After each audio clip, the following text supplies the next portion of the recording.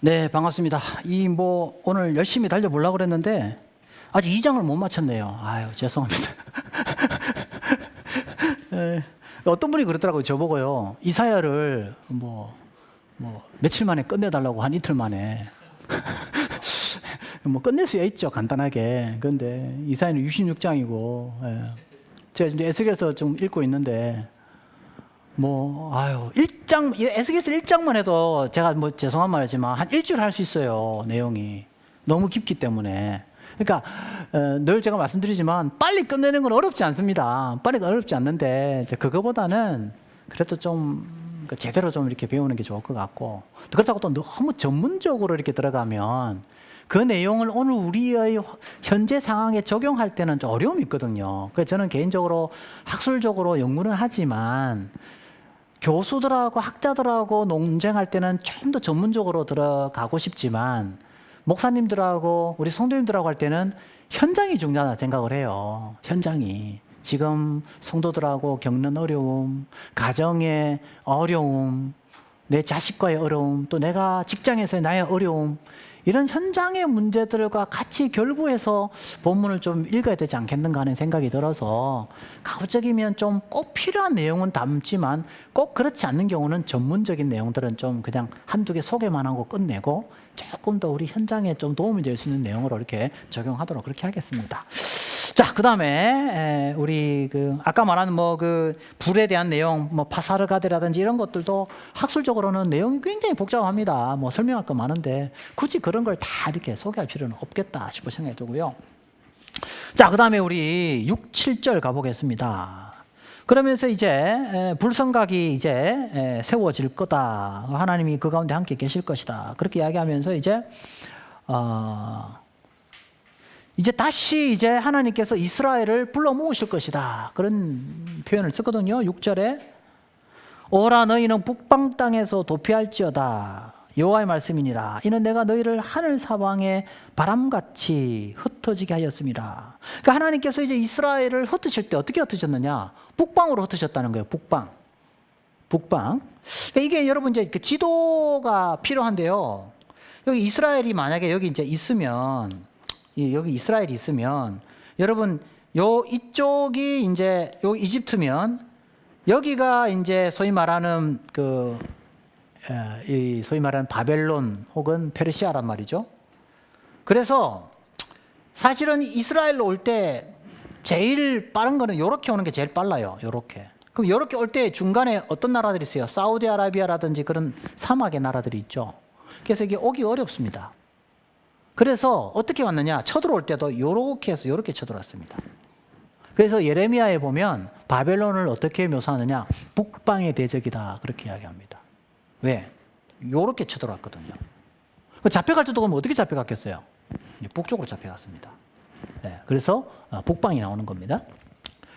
자, 그런데 이제 그 북방에 잡혀갔던 자들이 다시 회복되어서 돌아올 것이다. 그래서 아마도 이것은 스가랴 시대에 아직 그 바벨론에서 돌아오지 못한 그 포로민들을 염두에 두고 있는 것이 아닌가 이렇게 생각할 수 있습니다. 귀환이 다 100% 이루어지지 않았고 아직도 돌아오지 못한 사람이 있는 것으로 그렇게 우리가 추측할 수 있습니다. 자, 그러면서 이제 이 귀한 자들이 다 돌아오는 그때가 하나님의 영광의 회복을 맛보는 때일 수 있다라고 이제 이 본문은 그렇게 암시하고 있어요. 자, 그러면서 우리 이제 8절에 그 하나님이 불성각이 될 때의 특징이 뭐냐? 하나님이 불성각이 되고 이제 포로로 잡혀갔던 자들이 돌아와서 하나님의 불성각에 이 예루살렘에 참여하게 될 때 중요한 특징이 있어요. 어떤 특징입니까? 8절이에요. 이런 표현도요. 스가랴서만 나옵니다. 불성각도요. 스가랴서만 나오거든요. 저는 이 8절도 진짜 놀라운 표현입니다. 스가랴서만 나옵니다. 뭐라고 그럽니까? 만군의 여호와께서 이같이 말씀하시되 영광을 위하여 너희를 노략한 여러 나라로 보내셨나니. 자, 그런데 이제 하나님께서 그런 이스라엘을 괴롭힌 원수들을 심판하실 것인데 뭐라고 표현하냐면 하나님이 이렇게 말씀하세요. 하나님의 언약의 백성들을 공격하는 것을 뭐라고 표현합니까? 하나님의 눈동자를 범하는 것이다. 이런 표현 이스라엘에서만 나옵니다, 여러분. 예? 여기서 하나님의 언약의 백성과 뭐를 동일시합니까? 하나님의 눈동자. 똑같이 봅니다. 여러분, 구약에서요, 구약 백성들에게 있어서 눈은 제일 중요한 곳이거든요. 예. 눈이 여러분 그냥 눈이 그냥 멈춰버리면 끝이에요. 예. 그래서 구약에서는 어떤 표현보다도 이 인간의 신체 가운데 제일 중요한 부위 가운데 하나가 바로 눈동자입니다. 눈동자. 그래서 히브리어로 눈동자는 또 입구라는 뜻을 가지고 있습니다. 입구. 가장 민감한 부분, 가장 중요한 부분이에요. 그래서 이 하나님의 언약의 백성을 공격하는 건요, 하나님의 가장 소중한 것을 건드리는 거예요. 이거 위로가 되지 않습니까, 여러분? 누가 날 괴롭히면, 야, 너 죽어. 왜? 나는 하나님의 눈동자와 같은 존재예요. 이런 그 위로의 말씀이 된단 말이죠. 그래서 어떻게 심판하느냐? 오늘 보면 이렇게 해요. 9절에 보면 내가 손을 그들 위에 움직인즉 그들이 자기를 섬기던 자들에게 노략거리가 된다. 노략거리가 된다. 그렇죠? 그래서 노략거리가 된다는 말은 뭡니까? 여기 또 노략거리가 된다. 그렇죠? 이 구약에서 노략한다는 말은 철저한 패배를 의미합니다. 철저한 패배를 의미합니다.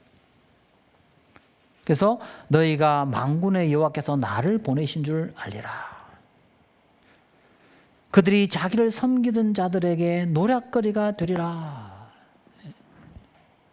그래서 오늘 본문은 그 다음에 10절에 보니까 이제 그 결과가 뭡니까? 악인을 멸망시키고, 그래서 우리는 이 땅에 살면서요 많은 어려움을 겪어요. 억울한 일을 겪어요. 열심히 봉사하고 열심히 수고했는데도 불구하고 전혀 대가는 없고요. 억울한 일을 당하고 소위 말하는 우겨싸움을 당하고 많은 핍박을 당하고 고통을 당할 때가 있어요. 그럴 때 참 위로가 돼요. 내가 고통을 당하고 내가 이 어려움을 겪지만 그러나 하나님은 나를 신원해 주시는 분이다 라는 것을 강조하고 있고요. 그래서 결과는 어떻게 되느냐? 10절에 보니까 여호와의 말씀에 시온에 따라 노래하고 기뻐하라. 노래하고 기뻐하라. 왜냐? 하나님께서 친히 불성하게 되어서 우리를 눈동자와 같이 여기시고 하나님이 우리와 함께 하신다라는 것이고요. 그 다음 11절에 또 중요한 표현 가운데 있어요.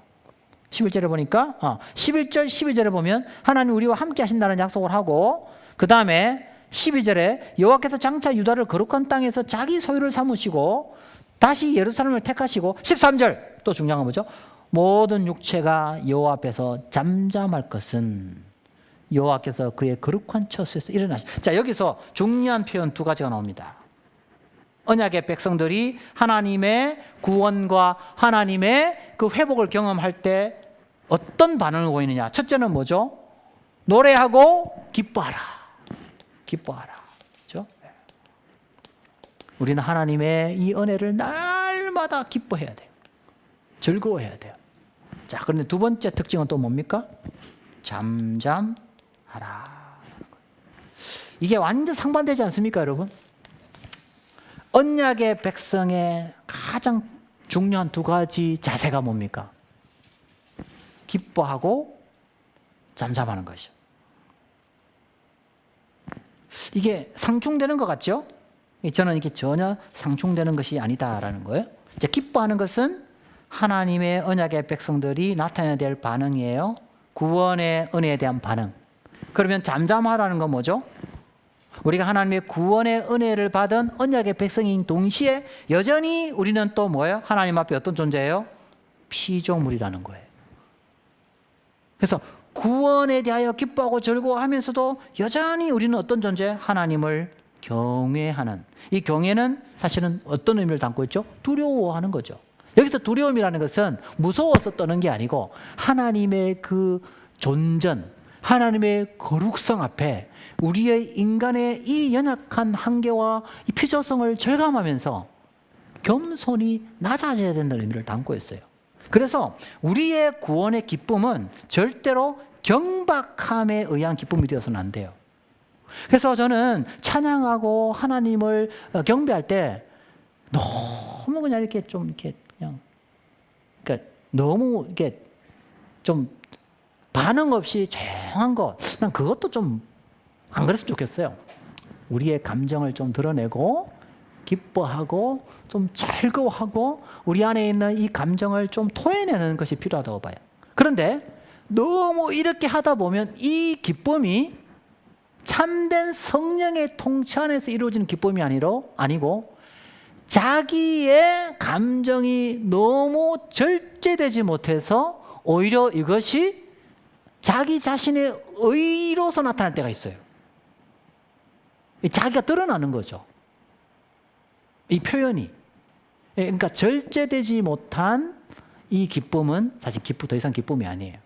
그래서 우리는 기뻐하고 즐거워하고 하나님 앞에 감사를 올리면서도 여전히 어떤 자각을 가지고 있어야 돼요. 우리의 그 찬양의 대상인 하나님은 창조주이시고 우리는 여전히 피조물이고 우리는 날마다 그 앞에 겸손해야 된다는 존재를 늘 기억하고 있는 거예요. 그러면요, 우리의 기쁨이 경박해지지 않고요, 우리의 찬양이 의가 되지 않고요, 우리의 막 기도가요, 막 자기 과시의 기도가 되지 않아요. 네. 그렇죠? 또 하나, 너무 그때 우리가요 잠잠하라만 너무 이것만 되어 있으면요, 이 잠잠하라는 게 조용히 있으란 말이 아니거든요.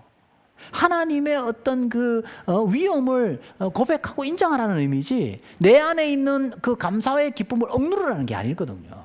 그래서 저는 이 두 가지가 같이 공존해야 된다. 하나님의 구원의 은혜를 경험한 사람, 불성각의 하나님의 보호하심을 깨달은 사람은 어떻게 반응을 나타내느냐? 기뻐해야 돼.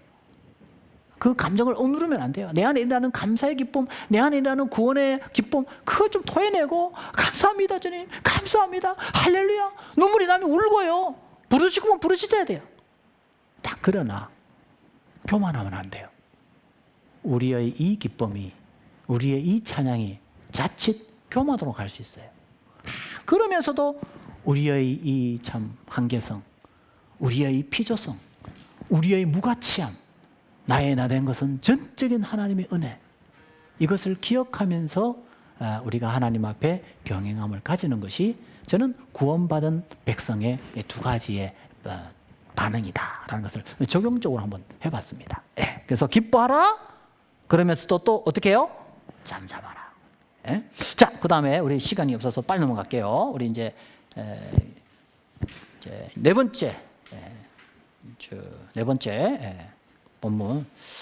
이 네 번째, 이게 또 하이라이트인데요. 이거 참 진짜, 이거는 진짜 오늘 하여튼 이것도 하이라이트인데. 어쨌든 빨리 넘어갑시다. 시간이 없어서 그냥 바로 넘어갈게요. 성경 구절은 집에 가서 읽으세요. 아시겠죠? 네. 제가 이렇게 시간이 빨리 간 줄 몰랐어요. 자, 3장 1절에 바로 넘어가면 누가 등장합니까? 대제사장 여호수아가 나옵니다.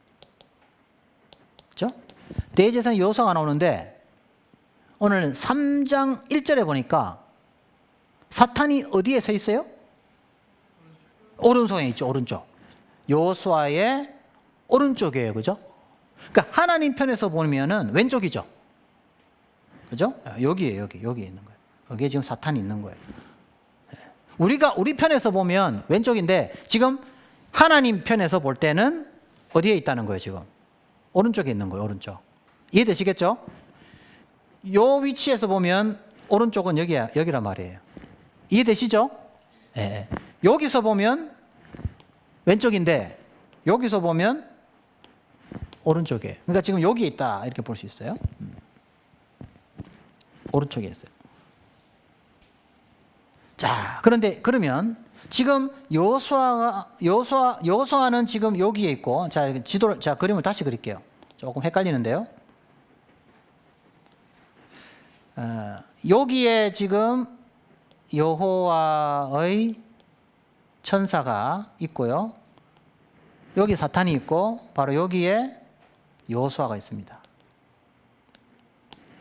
이렇게 보시는 게 제일 정확합니다. 예, 그림으로 보면.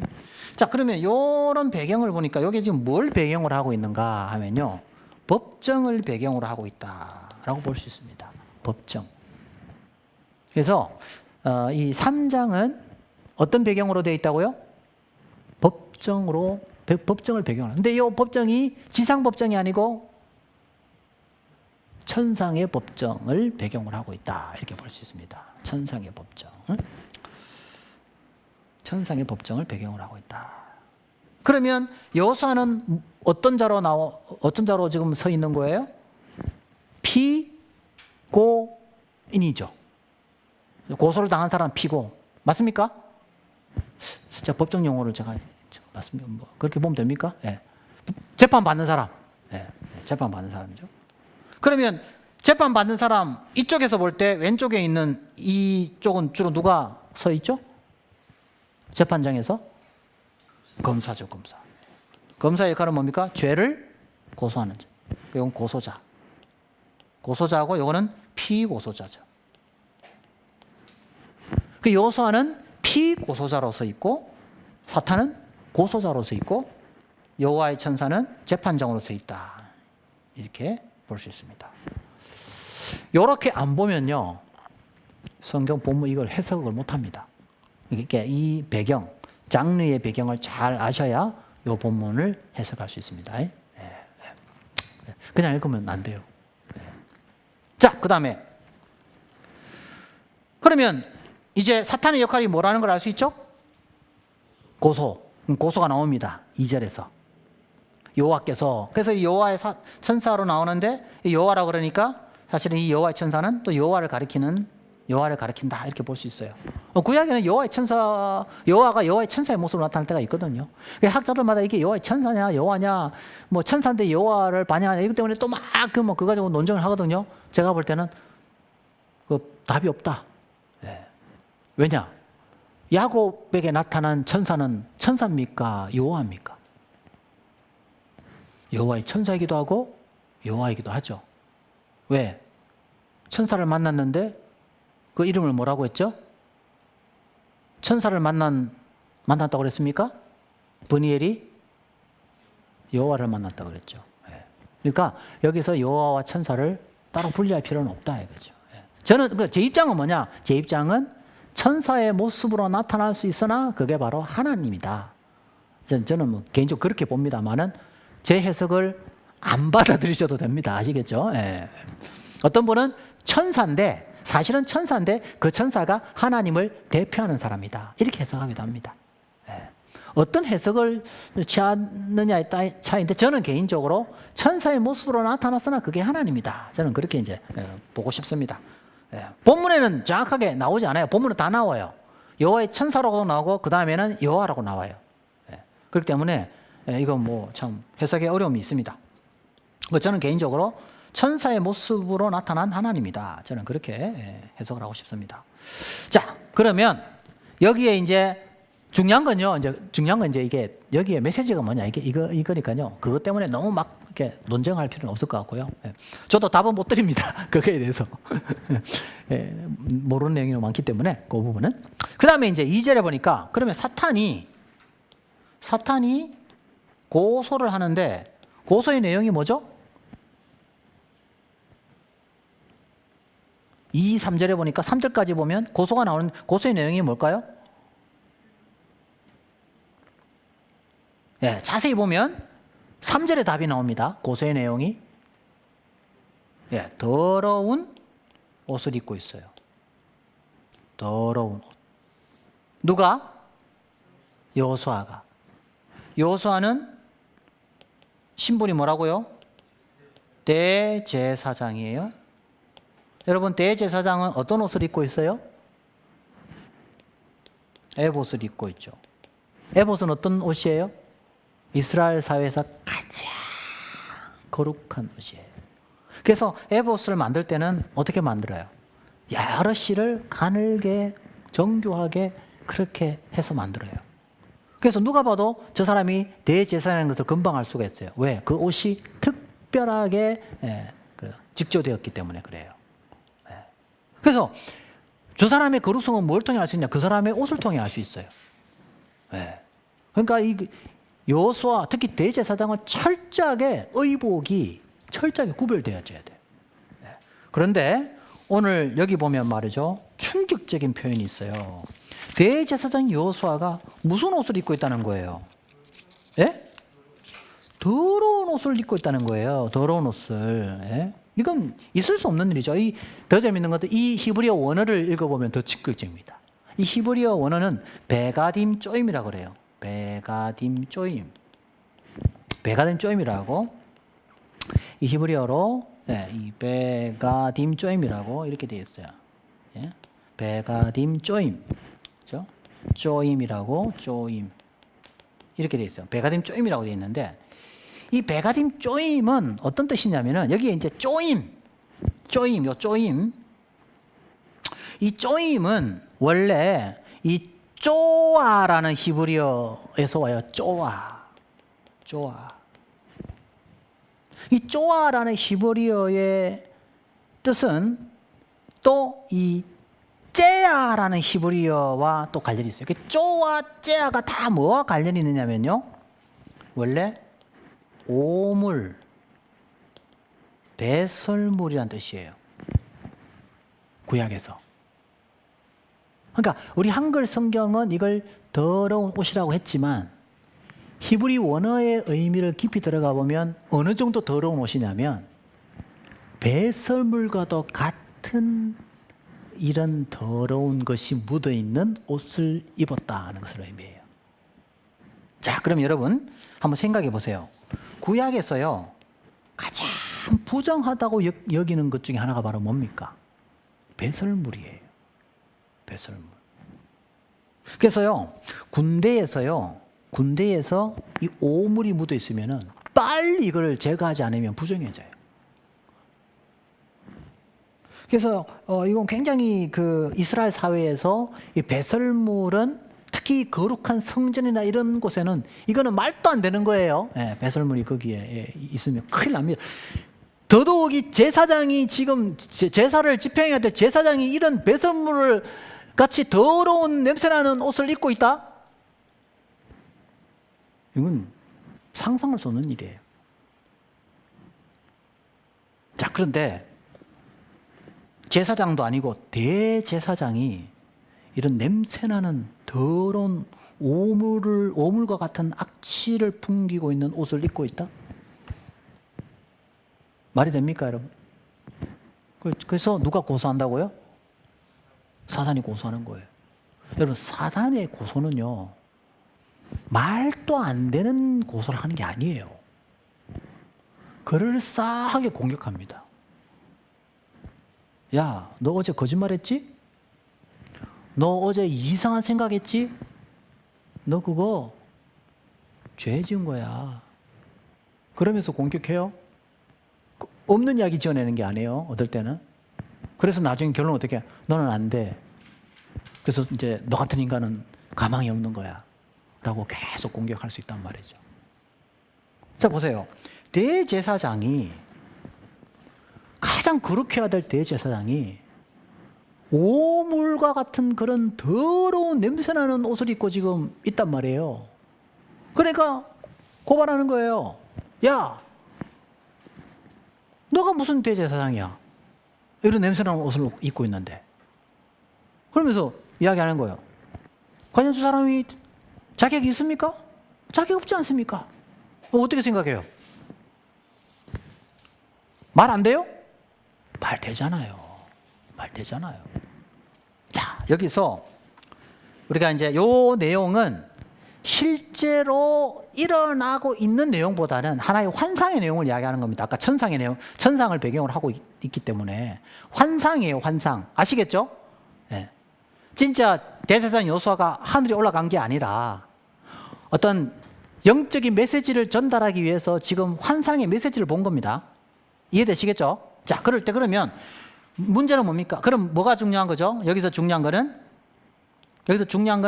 그러면 여기에 더러운 옷은 무엇을 의미하느냐라는 거죠. 이게 중요한 거죠. 그죠? 이거 답이 나옵니다, 나중에. 답이 어디 나오냐면은 자, 보세요, 여러분. 4절에 보면 이런 표현을 써요. 내가 내 죄악을 제거하여 라는 표현을 쓰고 있거든요. 그럼 요 더러운 옷은 뭘 의미한다는 걸 금방 알 수 있어요? 죄를 의미하죠, 죄. 죄를 의미. 그런데 대제사장 여호수아는 또 누구를 대표하는 자예요? 이스라엘을 대표하는 자죠. 그러면 대제사장 여호수아가 입고 있는 더러운 옷은 무엇을 의미하는 거라고 볼 수 있어요? 이스라엘의 죄다라고 볼 수 있어요. 이스라엘의 죄다. 네, 이스라엘 죄다예요. 자, 이스라엘이 죄를 지었어요. 그래서 우리 아까 그 스가랴서 1장 1절에서 6절 공부했죠, 그죠? 공부했죠? 네. 거기에서 과거의 그 조상들이 얼마나 하나님 앞에 부패한 죄를 범했는가 하는 것을 강조했단 말이에요. 그렇죠? 바로 그게 이 더러운 옷으로 나타나는 거예요. 자, 그러면 이 이스라엘의 죄 때문에 나타난 결과가 뭡니까? 70년의 심판이에요. 그래서 포로로 잡혀간 거예요. 그러니까 지금 이스라엘 상태는 어떤 상태라는 걸 알 수 있어요? 죄를 지었어요. 더러워졌어요. 그래서 어떻게 됐어요? 70년간 포로 생활을 했어요. 그리고 지금 이제 돌아온 거예요. 그러니까 마귀가 뭐라 그래요? 야, 너희들 옛날에 뭐 했어? 우상 숭배했지? 예? 너희들 옛날에 또 뭐 했어? 너 고아 가부도 핍박하고 악을 행하고 했지? 바알 숭배했지? 했지 하면서 계속 공격하고 있는 거예요. 자, 그때 하나님이 뭐라고 대답하시는가? 3절 봅시다. 2절 봅시다. 여호와께서 사탄에게 이르시되 사탄아, 여호와께서 너를 오히려 근데 하나님께서는 누구를 책망해요? 사탄을 책망합니다. 왜요? 예루살렘을 아까 우리 2장 읽었죠? 2장 읽었을 때 하나님의 이제 마음은 어떤 마음으로 돌아섰어요? 70년 동안 이스라엘을 심판하셨던 하나님이 이제는 뭐가 되시겠다 그랬어요? 불성각이 되시겠다 그랬죠. 그래서 이제 뭐라 그래요? 이제 나는 예루살렘을 더 이상 버리지 아니하시고 뭐 한다? 택한다. 그리고 이는 여기 중요하면 불에서 꺼낸 뭐예요? 그슬린 나무가 아니냐. 이건 뭘 의미해요? 불에 탔다는 말은 심판을 의미하죠. 70년간의 혹독한 심판과 고통 속에서 하나님의 심판을 받았다는 거예요. 그래서 오히려 하나님은 대제사장 여호수아가 그 더러운 옷 때문에 많은 고통을 겪었다. 자, 여기서 우리 중요한 건 뭐예요? 대제사장 여호수아의 반응은 뭡니까? 여기서 반응. 마귀가 이렇게 공격할 때 대제사장 여호수아의 반응은 뭐예요?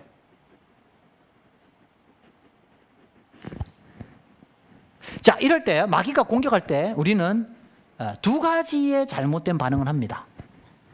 두 가지의 반응. 첫째는 뭡니까? 회피하는 반응이 있습니다. 옛날에 너 우상 숭배했지? 너 거짓말했지? 너 부패했지? 막 해요. 그러면 어떤 반응이 있어요? 회피하는 거예요. 나 몰라. 그런 거 몰라. 회피하는 거. 왜? 이걸 받아들일 때 너무 고통스럽기 때문에. 인정하려 들지 않는 거예요. 인정하려 들지 않는 거예요. 회피하는 거예요. 회피하는 신앙이 있어요. 오늘 한국 교회에도 그럴 수 있습니다. 죄를 지었지만 회피하고 갑니다. 어떻게 해요? 주일날 가서는 전혀 그렇지 않는 모습으로 신앙생활을 하는 거예요. 그 다음에 어떻게 해요? 그대로 또 죄짓고 사는 거예요. 이게 바로 회피 신앙이에요. 마귀가 계속 우리를 정죄할 때 그 마귀의 이야기에 회피 신앙으로 가는 거예요. 이 회피가 긍정적 회피가 아니고 자기 죄를 인정하지 않는 회피 신앙으로 가요. 두 번째는 뭡니까? 두 번째는 절망으로 갑니다. 절망. 이 절망은 뭐죠? 맞아. 내가 이렇게 죄를 지었지. 나 같은 인간이 무슨 희망이 있겠어? 맞아. 나는 안 돼. 그래서 절망으로 갑니다. 그러니까 마귀가 좋아하는 게 딱 이거예요. 자기가 지은 죄를 인정하지 않고 계속 회피하게 만들거나 아니면 그 죄 때문에 절망하게 만들거나. 근데 여호수아는 회피도 하지 않고 절망도 하지 않아요.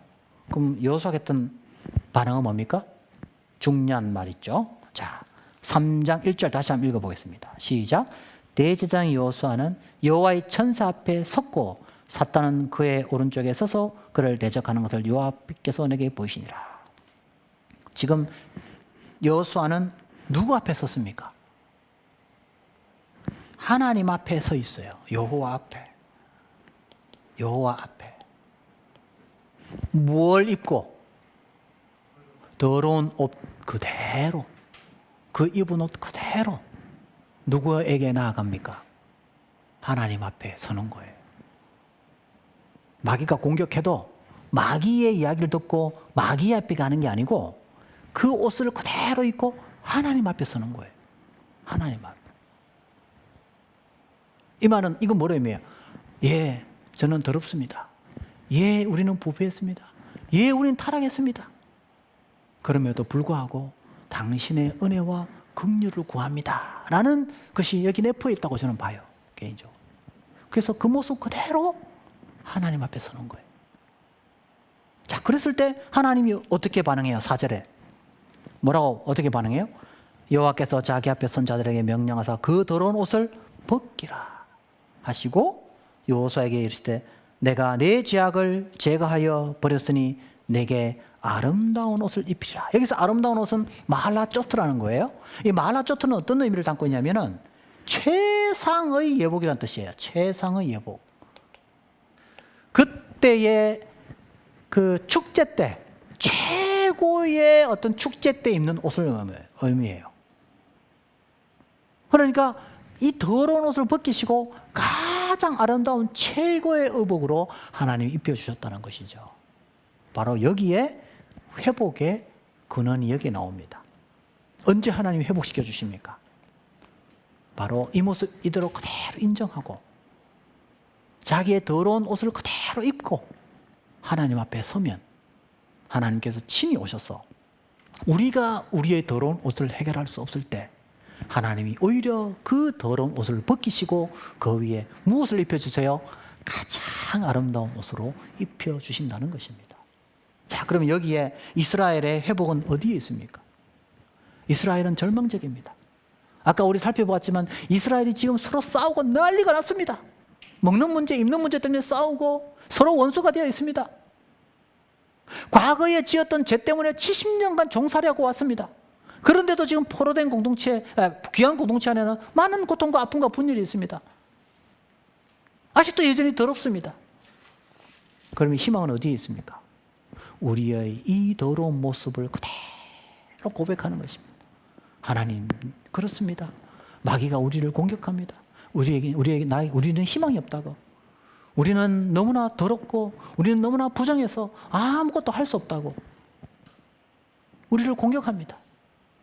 그러나 주님, 우리는 더럽고 우리는 부패하지만 당신의 은혜만이 우리를 회복시켜 줄 수 있음을 저희들은 믿습니다. 이 모습 그대로 당신에게 나아갑니다. 나의 이 더러운 모습을 그대로 받으시고 당신의 은혜로 나를 회복시켜 주십시오. 바로 이 고백이 지금 포로귀한 공동체에 가장 절실하다는 것이죠. 저는 우리 한국교회의 회복이 저는 어디서 이루어지는가? 바로 여기 있다고 봅니다.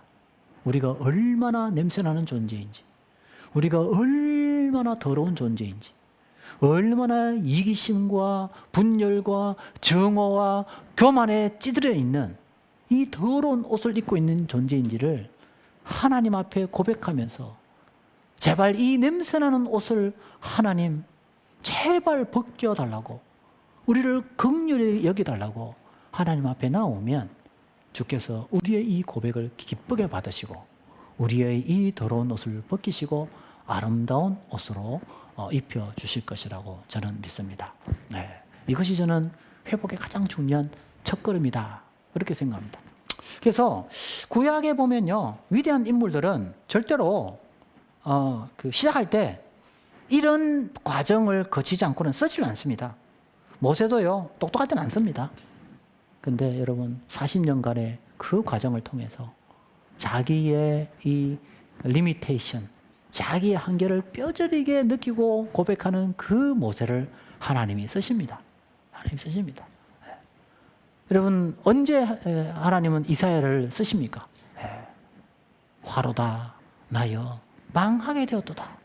자기 입술의 부정함을 고백하고 탄식할 때 비로소 하나님이 그 입술에 제단 숯불로 정화시켜 주시고 그를 나가라고, 가서 전하라고, 나를 위하여 누구를 보냈고 할 때 나를 보내어 달라고 비로소 그때 이야기합니다. 정화되지 않는 입술로 나를 보내어 달라, 있을 수 없는 일입니다. 있을 수 없습니다. 여러분 믿음 좋고 귀신 쫓아내고 한참 능력 발휘하는 제자들 하나님, 예수님 제대로 못 따랐습니다. 언제 예수님을 제대로 따릅니까? 예수님을 버리고 그리고 예수님을 부인하고 자기 절망에 빠져 있어서 자기 힘으로는 아무것도 없다고 고백하는 바로 그 베드로를 비로소 하나님은 찾아가셔서 네가 나를 사랑하느냐 물으시고 그의 사랑을 들으시고 그를 하나님은 사용하십니다. 저는 어쩌면 오늘 우리 한국 교회의 회복의 길은 저는 여기에 있다고 생각합니다. 우리가 다 부정하고 냄새나는 존재입니다. 하나님, 우리를 이 더러운 옷을 벗겨 주십시오. 아름다운 옷으로 다시 회복시켜 주십시오. 이렇게 고백하는 것이 바로 회복 공동체의 첫 번째 길이 아닌가 이런 생각이 듭니다. 벌써 시간이 다 됐네요. 이렇게 하고요. 오늘 질문 받고 나머지는 다음에 또 이게 3장 후반부도 중요하거든요. 여기 7눈도 나오고 또 그 대전 여호수아의 어떤 그 임무 관련되어 있기 때문에 오늘은 4절까지 하고요. 다음에 내려와서 제가 3장 5절부터 강의를 마무리하고 할 수만 있다면 제가 그 6장 8절까지 마무리할 수 있도록 제가 그렇게 하겠습니다. 질문 있으면 받고 마치겠습니다.